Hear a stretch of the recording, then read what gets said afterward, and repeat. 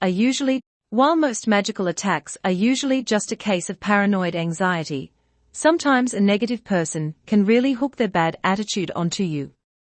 We've all met people who are just plain negative, energy-draining emotional vampires who are permanent Debbie Downers. They may not even know the effect they have on people. A bitter, miserly person that indulges in negative thinking will trap themselves and the people around them in a pool of dull energy. Or worse, you could be dealing with someone who actively hates you, is furious toward you, constantly sending anger and rage your way.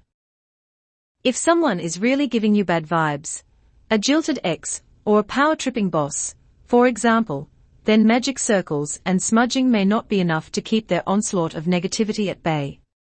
And if you really are being cursed by someone who knows what they are doing, then you may need to step up your game. What to do? A simple spell for magical self-defense is the magic mirror. This classic reversal spell will take your attacker's curse and flip it back on them. Be sure that the negative energy you're feeling is coming from an external source, otherwise the magic mirror will be powerless to help you. If your problem is actually rooted in one of your own energy blockages, you'll need a healer since the mirror won't be much use. 1. Cast a magic circle. The first step of any ritual, especially one for protection and reversal of spells, you'll want to start by casting a magic circle. If you don't know how, check out our simple guide here. 2. Smudge yourself. After cleansing your space by casting a magic circle, you'll want to smudge yourself, probably with sage, tobacco, or a feather. If you don't know how to smudge, we've got a guide on that too. 3. Consecrate the mirror. Select a mirror that will fit in the window. A hand mirror or cosmetic vanity will do in a pinch. Make sure it's one you can spare for the duration of the spell, since it won't be much use as a functioning mirror, unless you're standing outside your house. Once you've selected your mirror, make sure to smudge it with sage or incense to remove any existing energies attached to it and prepare it for your spell. Set the mirror near a window by your bed, facing outside. 4. Imbue the mirror with intention. Now that the mirror's ready, you'll have to give it instructions on what to do. Until you imbue the mirror with your intention, it's just a mirror. Light a black candle and set it in front of the mirror. Pray before the mirror, aloud or softly, and tell the mirror to reflect any negative energy that may be targeting you and send it back to its source, so that whoever broadcasts negativity to you will have it bounce back on them. If you're not a visual person, you can create a short phrase that states your intention and then chant that phrase repetitively for several minutes. But be sure to stop any internal dialogue in your head while you're chanting. Ideally, you should combine both the visualization and the chanting to preoccupy all the senses and completely engross you in your intent. 5. Charge the mirror. The last step is charging the mirror.